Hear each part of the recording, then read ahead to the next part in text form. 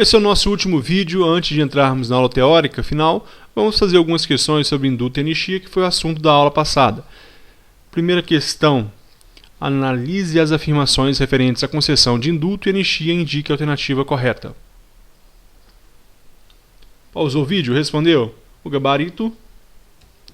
Letra C. A petição do induto, acompanhada dos documentos que a instruírem, será entregue ao Conselho Penitenciário para elaboração do parecer.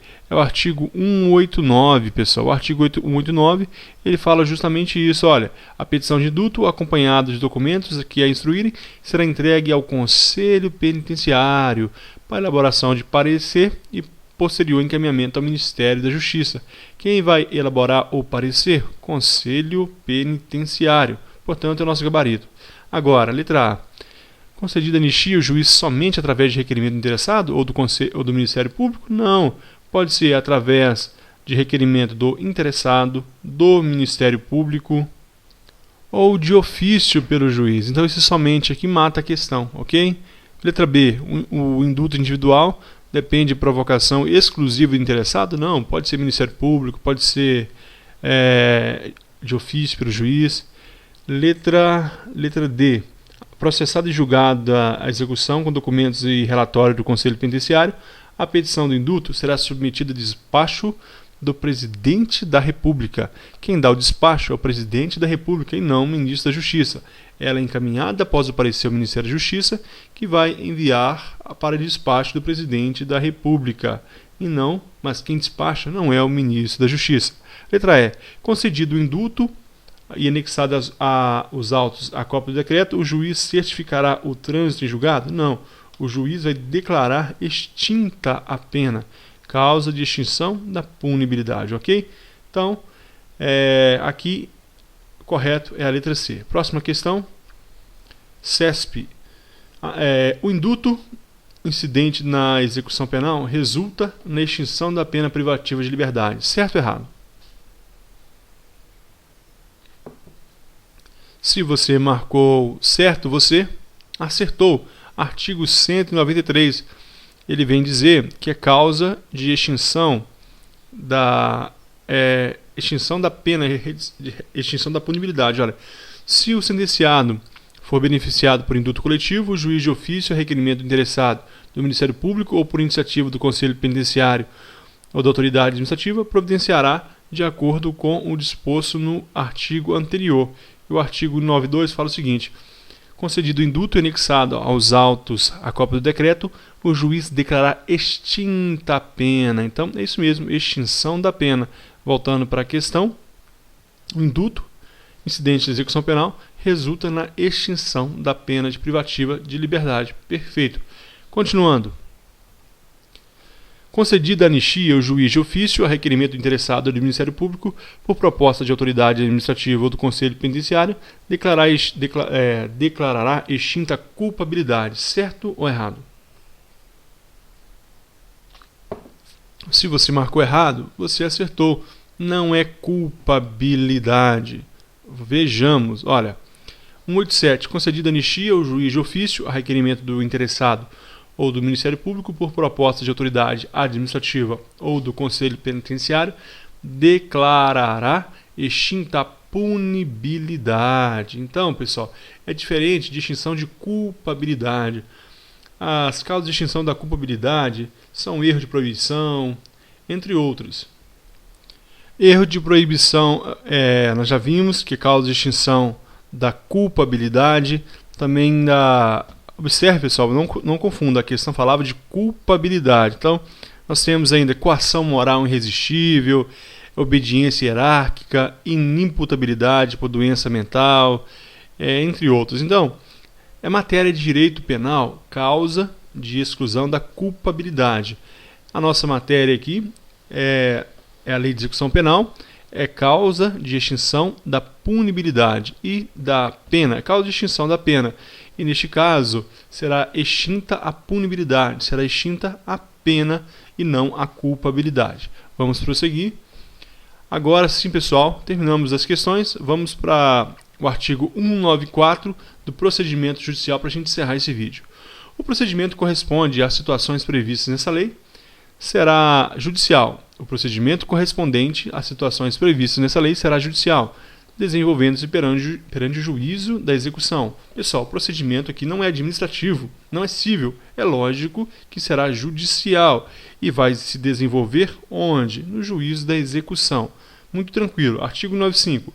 O procedimento judicial iniciar-se-á de ofício, ou seja, o juiz pode dar início a requerimento do Ministério Público, do interessado, de quem o represente, do seu cônjuge, parente ou descendente, mediante proposta do Conselho Penitenciário ou ainda da autoridade administrativa. Ou seja, pessoal, todo mundo pode dar início a um procedimento judicial. Você vai guardar na prova que todo mundo, o interessado, um familiar, por proposta do Conselho Penitenciário, do diretor da unidade prisional, a requerimento do Ministério Público, da Defesa, da Defensoria Pública, qualquer outro, todo mundo pode dar início a esse procedimento judicial. Continuando. A portaria ou petição será autuada ouvindo-se em 3 dias o condenado e o Ministério Público quando figurem como requerentes da medida. Nós temos aqui como que vai dar início isso então. Eu só quero voltar aqui um instante, pessoal, para não ficar confuso. Cuidado, olha. Eu disse aqui no artigo 194 que o procedimento correspondente às situações previstas nessa lei será judicial, desenvolvendo perante o juiz de execução. Nós sabemos que a lei de execução penal traz também alguns procedimentos administrativos. Por exemplo, a punição por falta leve, falta média, isso será administrativo, será feito dentro da unidade prisional. Aqui agora estamos falando do procedimento judicial. Então, a maioria das situações previstas nessa lei são judiciais e serão aplicadas no juízo de execução. Então, isso é disso que nós estamos falando. Então, vamos lá. Olha, como se dará esses procedimentos judicial? A portaria ou petição será autuada ouvindo-se em 3 dias o condenado e o Ministério Público quando não figurem como requerentes da medida. Ou seja, não foi o condenado que pediu esse procedimento judicial, nem o Ministério Público. Portanto, foi um familiar ou foi de ofício. Então, durante esse período de 3 dias, o condenado e o Ministério Público serão ouvidos, vão se manifestar diante daquela petição que foi feita ao juiz. Imagine, portanto, aqui, pessoal, que o indivíduo está cumprindo uma pena de limitação de final de semana.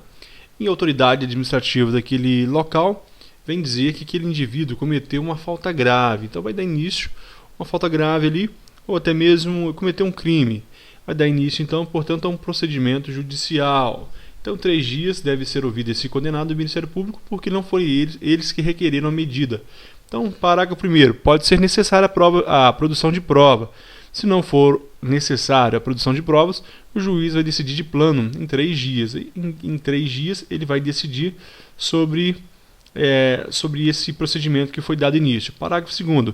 Entendendo indispensável a realização de prova pericial ou oral, o juiz a ordenará decidindo após a produção daquela ou na ausência da designada. O juiz pode, portanto, determinar que seja feita essa perícia, seja feita essa prova por um perito ou até mesmo oral, ouvido as testemunhas. Então o juiz vai decidir com base aqui nesses 3 dias que lhe foi prazo legal. Artigo 97. Das decisões proferidas pelo juiz, caberá recurso de agravo. Qual o recurso? O recurso chamado aqui é o agravo. É o agravo sem efeito suspensivo. Esse recurso, pessoal, chamado agravo de instrumento, ele não tem efeito suspensivo em regra, mas em algumas ocasiões pode haver o efeito suspensivo. Para a nossa prova, a lei de execução penal traz que ele não tem efeito suspensivo. Ele não tem esse efeito. Existe, portanto, no direito processual o recurso com efeito devolutivo, ou seja, aquele que visa devolver algo para um reexame da matéria numa instância superior. É o efeito devolutivo, para que ela possa ser anulada, reformada. Já o efeito suspensivo, o seu objetivo ocorre quando a sentença proferida ela não pode ser executada, porque o recurso suspende os efeitos daquela matéria até que o recurso seja apreciado, seja julgado novamente. Então, nessa hipótese aqui, dessas decisões proferidas pelo juiz, cabe o quê? Recurso de agravo de instrumento, que é o recurso de agravo, para uma instância superior, sem efeito suspensivo, é apenas um efeito devolutivo, não vai suspender a sentença. Aquela sentença que foi aplicada em juízo de primeira instância, ela vai prevalecer até que uma segunda instância, ou seja, o tribunal venha ali avaliar e dar a sua sentença final.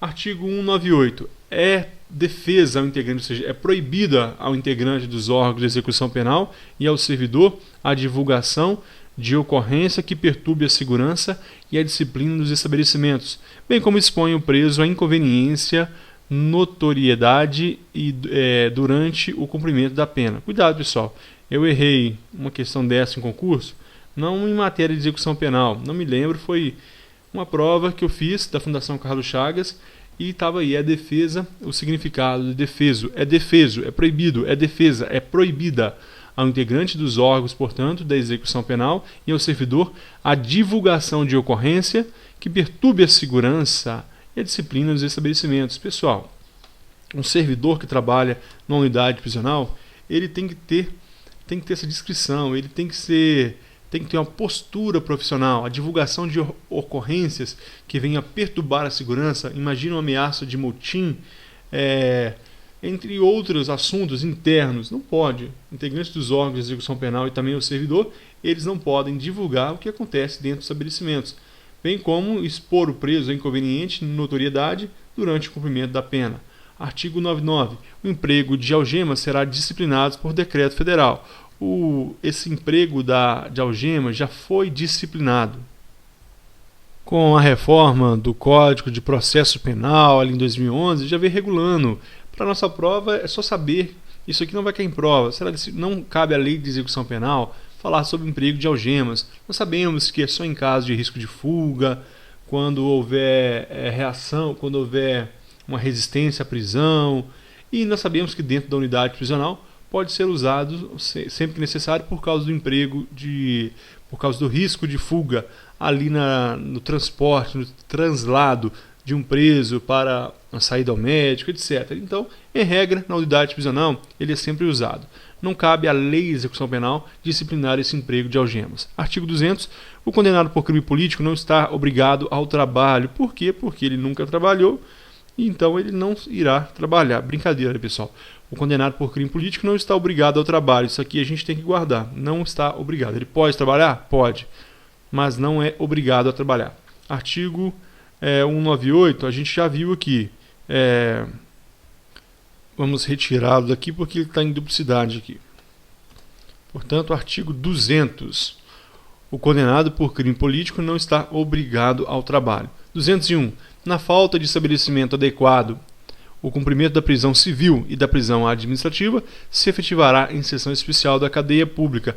Prisão administrativa, não se ouve mais falar disso, mas nós temos a prisão civil, que é do pensão alimentícia, o devedor de alimentos. Então, se não houver um estabelecimento adequado para o cumprimento da prisão civil, ou seja, pensão alimentícia, já aqui de acordo com a súmula 25 do STF, o depositário infiel não pode mais ser preso, então prisão civil só para devedor de alimentos. Então se efetivará em sessão especial da cadeia pública. Isso naquela comarca não tiver cadeia pública, em cela separada ali no presídio. E se não tiver presídio, em cela separada de o que tiver ali, onde fica qualquer preso ali. Então, desde que seja em sessão especial, ou seja, em local separado. Artigo 202.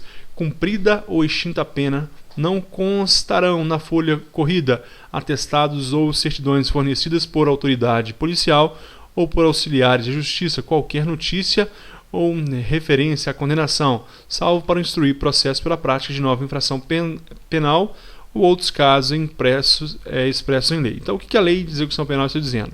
Está dizendo o seguinte: se o indivíduo ele pagou pelo seu crime, ou foi extinta a pena, causa de extinção da punibilidade, por exemplo, ele, quando nesses órgãos aí que emitem certidão de bons antecedentes, não vai constar ali notícia referente à sua condenação. Por quê?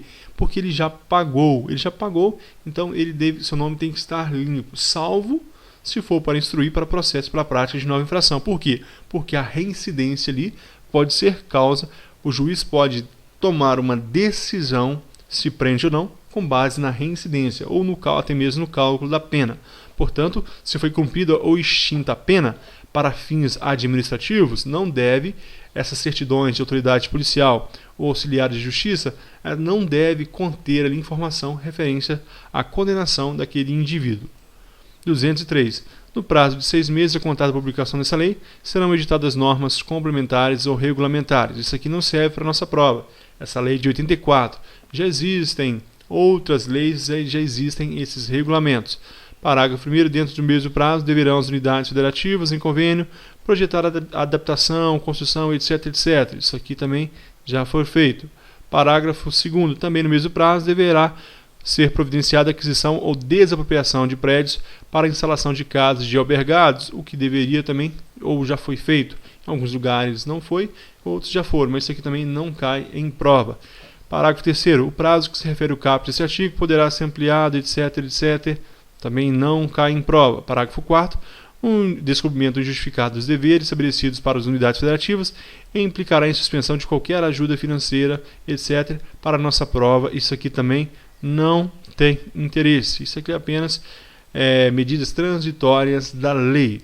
Continuando, artigo 204, essa lei entra em vigor concomitantemente com a lei de reforma da parte geral do Código Penal, revogadas as disposições em contrário. Pessoal, e não sede conformados com este mundo, mas sede transformados pela renovação do vosso entendimento, para que experimenteis qual seja boa, agradável e perfeita vontade de Deus, pessoal. Eu deixo aqui um abraço, um carinho do seu professor. Eu encontro você no próximo trabalho. Terminamos aqui a Lei de Execução Penal, parte teórica.